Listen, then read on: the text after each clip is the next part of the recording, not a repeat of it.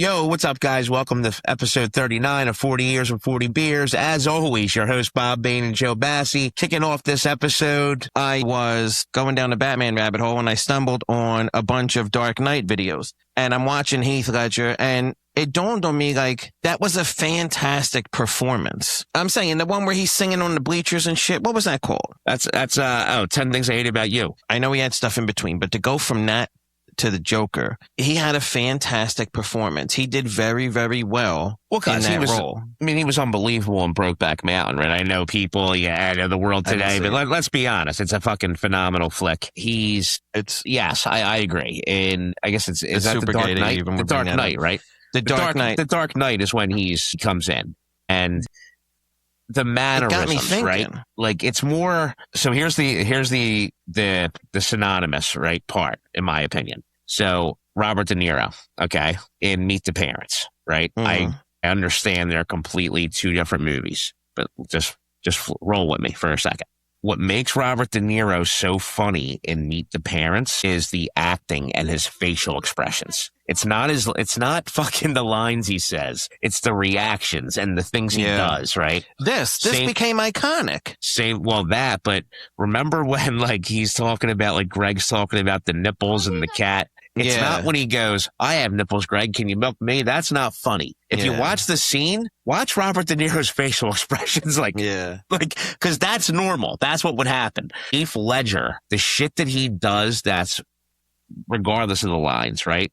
Where he's the like licking doing of the lips, the tongue slapping, where he's doing the twitching, and that's fucking unbelievable. Yeah. And he lived that character for 9 months. And a lot of people do that. Daniel Day-Lewis, Daniel Day-Lewis is one of the best. So, is it Michael Jai White? Michael Jai White. I know that name. Who is that?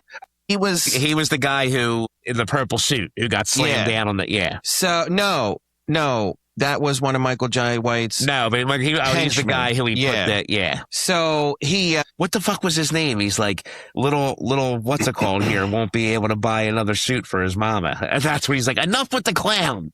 They were interviewing him recently, and he said that it was the most relaxing, comfortable, chill set ever. He said that Heath Ledger was... Christopher Nolan was asking Michael's advice on things. Because Michael walked into that scene and he asked Christopher Nolan, like, have we been sitting at this table waiting for the Joker for 5 minutes, 5 hours, 5 days? And Christopher Nolan was like, I never thought about that. Do whatever you think. And then he was saying, like, all my henchmen have British accents. Do I need to have a British accent? He's like, I didn't think about that. He's like, do whatever you feel. So he was saying, like, somebody at Christopher Nolan's level to not have put thought into these kinds of things. Or maybe he did put thought into them and he was just correct. He was like, you know what? He's Michael. Like, you know what? He's like, you know what? You're the talent. Yeah, I hired you. Figure it out. I trust you to figure it out. So, but we'll also film multiple takes. Right. But either way, Michael's point was that it was very relaxing. It was very chill. It was very like buddy. And he said that it aggravates him when people say that Heath Ledger's death had something to do with how difficult that role was. He said because the minute they yelled cut, he was like back to being your best friend again. He was having a good time. He was laughing and all this kind of stuff. Because he died because unfortunately he had a opiate issue or a pill issue, or it sucks, but that's why he died. But he said that his opinion was it wasn't even method acting at all. It got me thinking about the best performances, period, on screen. Best TV, or because you can't leave out James Gandolfini, right? When you talk about best performances on screen. So TV or film, best performances of all time. Like, it doesn't have to be a great actor. It doesn't have to be a great movie. So TV or film, movies. Is there a cap? Like, is there like? We'll stick with our normal, our favorite top 5, top 10. I think. What I mean is, like, is there a? So I think you had to have seen it. You had to have seen it. You couldn't have heard about it, right? Like, right. But like we have seen movies from long before we were born. So it has to be, you can't just limit yourself to the 80s. That's not going to work this time. No. I mean, so listen, so I was born in 82, you were born in 81. All right. But we've all obviously seen movies from the 70s, maybe even the 60s or whatever. As long as you've seen it, right, it counts. But it can't be like, oh, like, so for example, On the Waterfront, I've actually seen that movie with Marlon Brando. Yeah. All right. It's an unbelievable movie, doc movie, one of the first like gangster mob movies like I ever saw.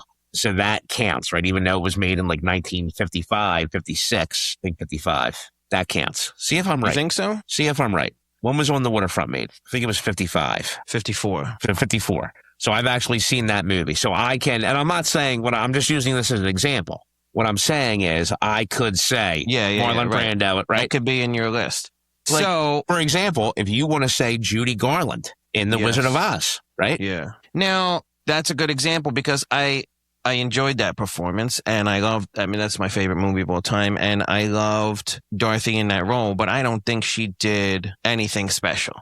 I think there were a lot of, not the singing part. For sure, she was a phenomenal singer. But I think there were tons of broads that could have pulled that off, minus the singing. Tell you what, let's see. Who's movie, TV show, whatever. Who's one of yours? So Heath Ledger, he's up there. Okay, for what? It's got to be his performance, The Dark Knight. not his The Dark Knight. Okay, I'll give you one. That's what got me thinking about this. I'll give you one TV show and this, I guess the TV show started in 1999. Don't say. Michael K. Williams. Omar Little. Now, that performance is unbelievable. It wasn't really a stretch for him to play that character. Fair point. But he still had to. I've seen him. I'm not saying he did a bad job. I've seen him in other films and other shows, and it's not the same. He's never played. It's not even close to what Omar was. Then do the other roles take the cake? No, that's what I mean. His performance as Omar was unbelievable. Does that make sense? Like, we're talking about performances, right? That's why they got chocolate and ice cream, because we're all entitled to our opinion. So, who else you got? James Gandolfini. Gandolfini's performances in The Sopranos is unbelievable because they went through 50 fucking actors, if not more, and they could have gotten it wrong, and they got it 100% right. Think about being the casting director. He might be the best. Think about being the casting director there. Yeah. Right? Like the casting director. What's the name wanted Ray Liotta? Correct. David. I think, right? David wanted Ray Liotta. Ray Liotta. And why would, I love that we're on a first name basis with David Chase, by the way. So can we also point out that we are on a first name basis with one Sopranos character, Mr. One Joe Gianniscoli. Yes, sir. Vito, he's our boy. We miss you, bud. Hope to see you again. But no, I agree. I think James Gandolfini's up there. This is going to be one. You said this to me before, and it boggles my mind. I actually believe the number one performance of all time is Daniel Day-Lewis in Lincoln. I think Daniel Day-Lewis is the greatest actor that I've ever seen in my life. I think he's a douchebag and he blows. Okay. Because you're fucking... I can't take Gangs in New York serious. Here's why. With fucking... Let's just be honest. Brothers in it. I can't take... It's because you fucking are from Italy or Sicily and you don't want to give anybody from the United Kingdom any credit. That's not true. You don't want to give anybody from England, anybody from Ireland, anybody from Scotland any credit.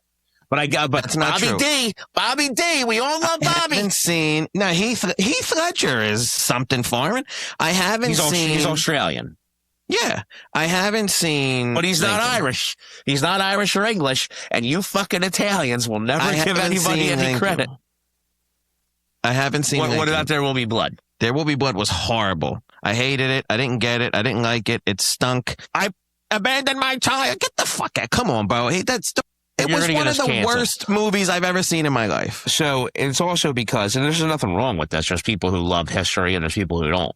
You're just not really into like history. It's not your thing. What did that have to do with appreciating the performance? Because the movie is all about the history of how the oil industry was started. His performance, I didn't like it. His performance was incredible. It was horrible. The whole movie's about greed. It stunk, Bo. It stunk. Listen, fair enough. And Gangs in New York, that wasn't a difficult role for him to play either. He was incredible in that role, too. I can't take the movie serious because the stepbrothers are in it. And what do you mean the stepbrothers? There's only one stepbrother. He's the fucking... the police guy. It's so it's the most cheesy film Scorsese has ever done. I mean, everybody's got to have something at the bottom of the list, even if it's phenomenal. Everybody's got to have something at the bottom of the list. You don't agree that that's his worst directorial whatever? Absolutely not. What's worse than that? I don't know. I'm sure there's plenty. Like So if we go through the list, I bet you there's something. Let's go through the list. Even Mean Streets is better than that. I'm not saying that fucking Mean Streets isn't better, but to say that I think it won like fucking 10 Academy Awards. They give him way too much credit, cuz. Gangs of New York. Not Marty Daniel. Gangs of New York. Let's see. Reception. Accolades. Best Picture nominated. Best Director nominated. Best Actor. Did it win? Doesn't matter. It didn't win any of them. See how many movies are put out a year, Mass? Because Sinners was nominated. Everybody says that was fantastic. That was also horrible. Best Actor in a Leading Role. Daniel Day-Lewis won. No Best good. Actor in a Leading Role. He won. No good. He was the lead. Leo wasn't even the lead. I think you got a problem with the Irish. As you flat out said, your favorite scene in that movie is when the fucking Irish guy's coming off the boat and he hits the broad gets hit in the face with a rock and she's like, "Go back to Ireland, you stupid Mick." So let's be honest. You might be a little suspect. Yeah, for sure. Right. But I don't like him at all. I don't like anything he's ever done. And have you ever seen In the Name of the Father? No, what's that about? Unbelievable movie. It's a true story about like the IRA over in Ireland where there were 7 people. Was it the Guildford? Maybe it was 4. The Guildford 4. Who they were wrongfully convicted of an IRA bombing because the English hated the Irish and they put them in prison. And it's a great story. The clip you sent me from Lincoln, I thought he was a strapper in that too. He looks like a hammer, bro. He's talking horrible. No good.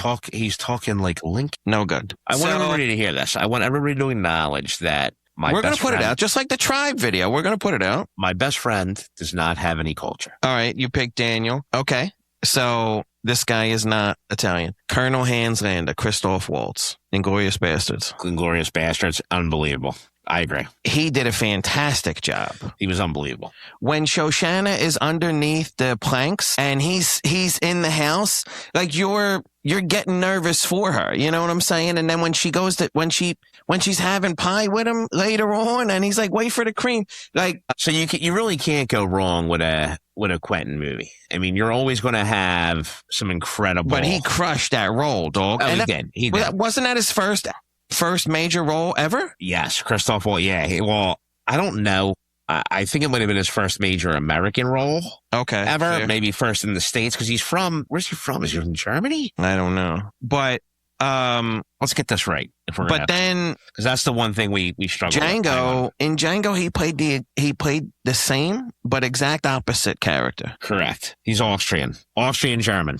Yeah. Okay. What about your boy running around in the underwear in the pilot? I thought you loved him. See, I mean, that's. I think it's a good performance. You're not going to say anybody could have played that. I don't know. Speaking of anybody could have played Jordan Belfort in The Wolf of Wall Street. Correct. So I'll give you a great Leonardo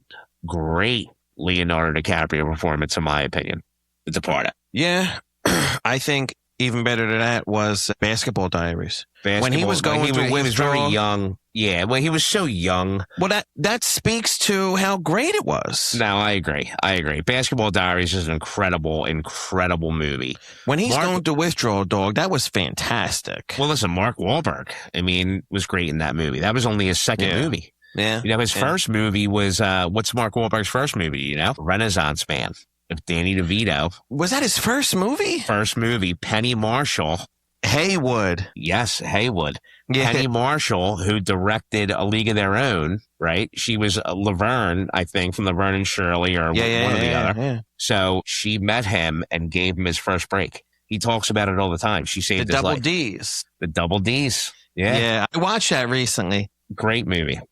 Remember Hobbs? Hobbs was the smartest guy in the class and ended up getting pinched. Yeah, but it was Danny DeVito asked the colonel to look into him, and then he found out that he was there under a false name. They wanted to put him in officer school. Yeah. So Hannibal Lecter, Anthony Hopkins. Ooh, I think he did a fantastic job. He did.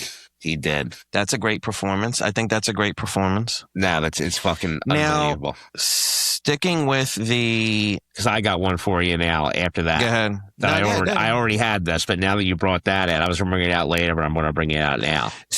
And you're going to be like, this might be the best performance ever. She won the Academy Award, and she's such a beautiful woman to begin with. And when you saw this movie, she wasn't even the same fucking person. Charlize Theron in Monster. Yeah.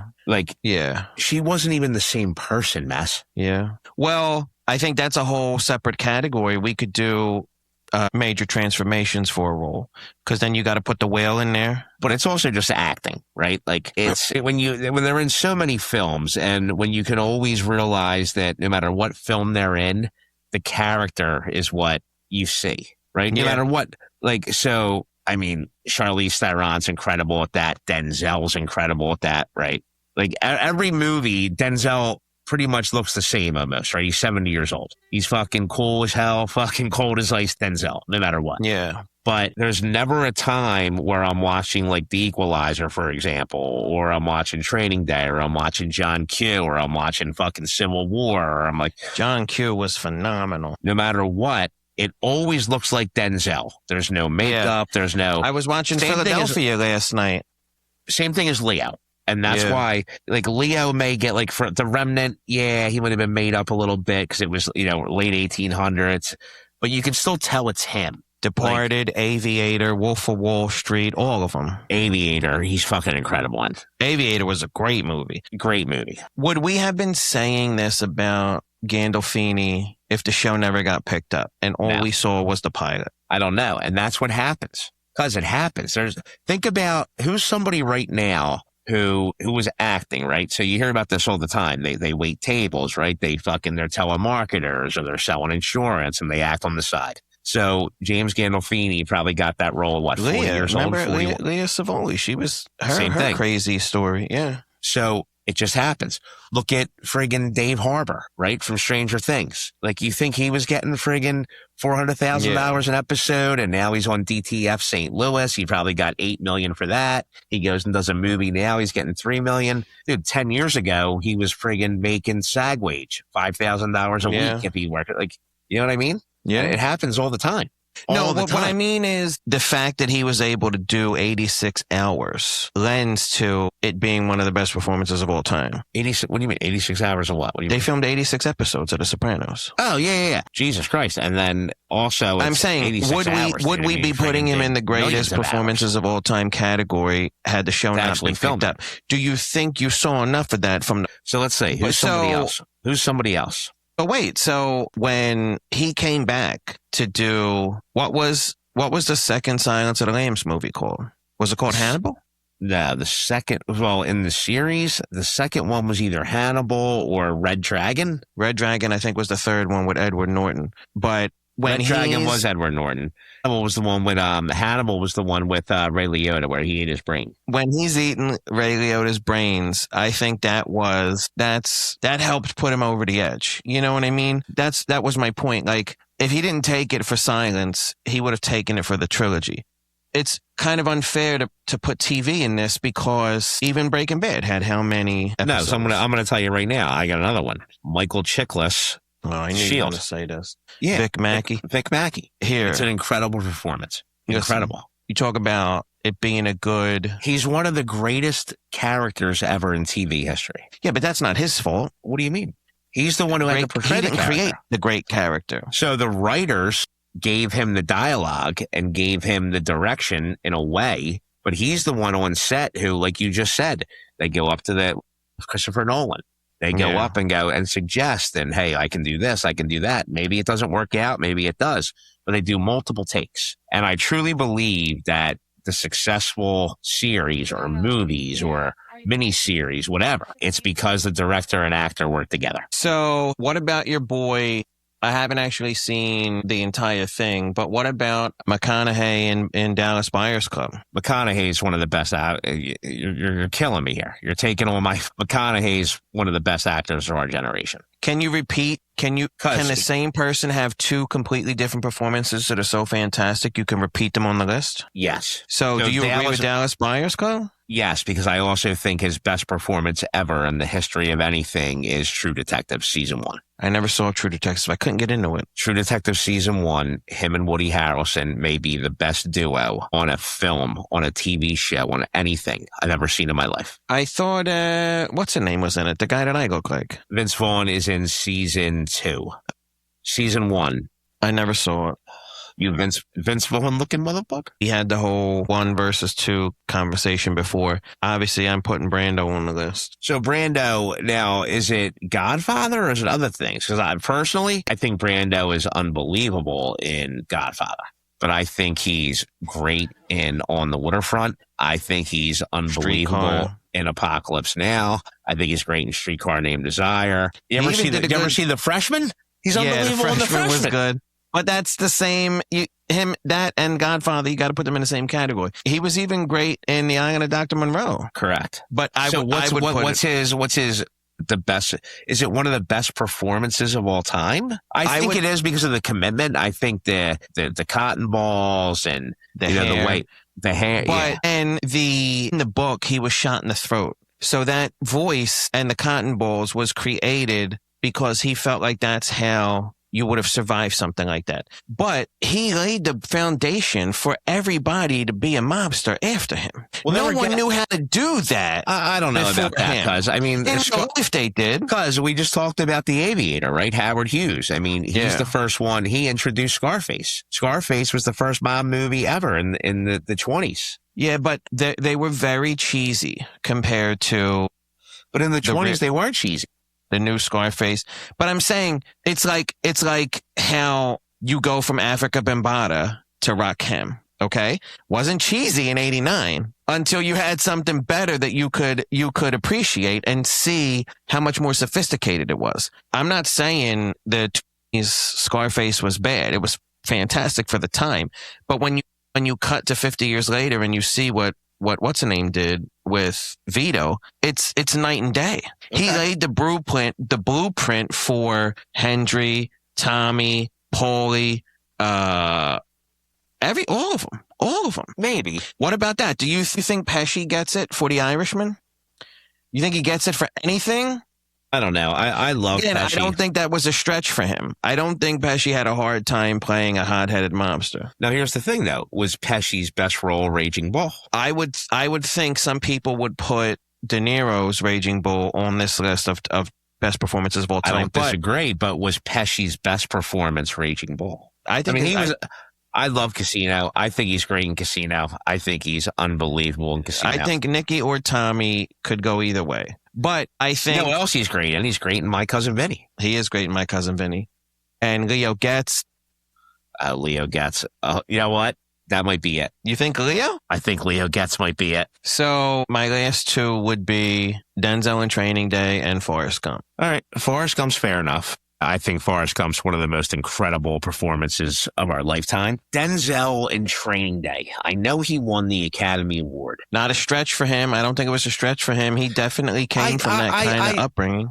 Well, absolutely. He definitely came from what we know about him, right? Came from a lower middle class background. And I love the movie. I love Denzel. I think it's interesting to me that it took him that long to win the Academy Award for Best Actor. I could be convinced that it was John Q instead. I think John Q is his best role. When he it's just the whole thing. Or The Equalizer. The Equalizer movies are friggin', the movies are so good, but he had 3 of them to pull that off, though. That's what we were talking about. How many you've had to do the thing? But the first movie, like, it was just like when he was timing everything with his watch, like that. There was so much time between 1, 2, and 3. That's the filming, right? That's the director. That's the editing. That's the way the movie's written. I mean, like, the dialogue. When, like, he's sitting there and, like, so for example, he's in the diner and, like, he's just sitting there and the guy comes in, he's reading his book.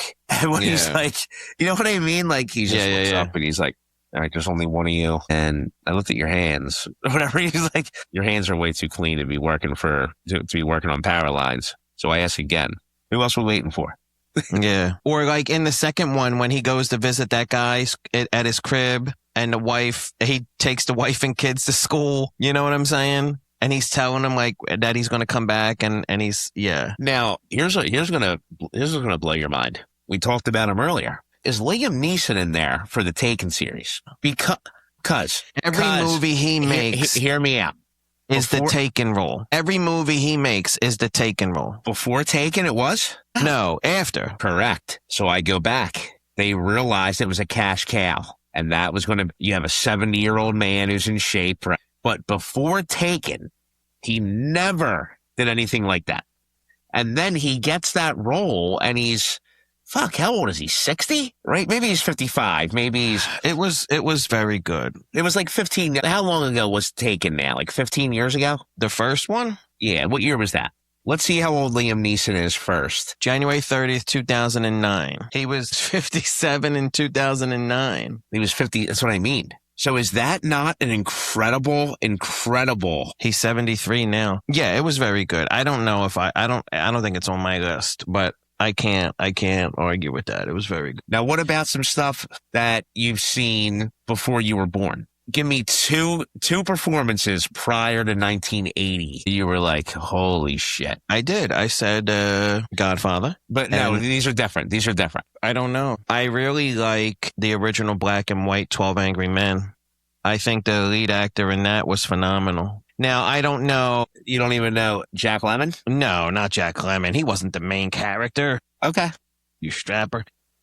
Look up 12 Angry Men. I bet you the lead's Jack Lemmon. It's not Jack Lemmon. Henry Fonda. Henry Fonda. Okay. Yeah. But Jack Lemmon's in it, right? No, wait. Henry Fonda. Is he? Yeah, Henry Fonda. Yes, Jack Lemmon's in it. No, is he in the remake with Tony Danza and James Gandolfini? Jack Lemmon? Yeah. No, Jack Lemmon's Lemmon's in the original, I think. No. Maybe he's in this. Maybe it's the second one then. Or are you thinking about Glengarry Glen Ross? No, Glengarry. I know he's in that with Alec Baldwin, and Ed Harris is in it too, right? Yeah. 12 Angry Men, 1957. Let's look at the cast. Henry Fonda, Jack Warden. Henry Fonda's juror.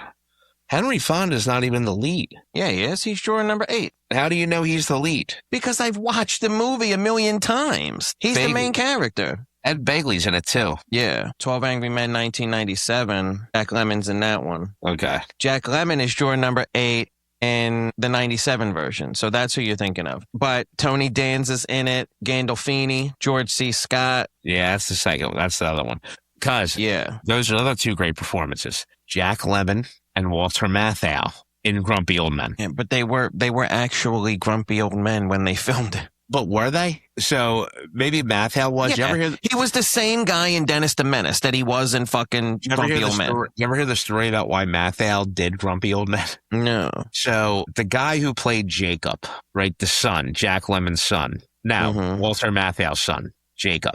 He was also in, oh my God, Kaiser Sose, The Usual Suspects, remember?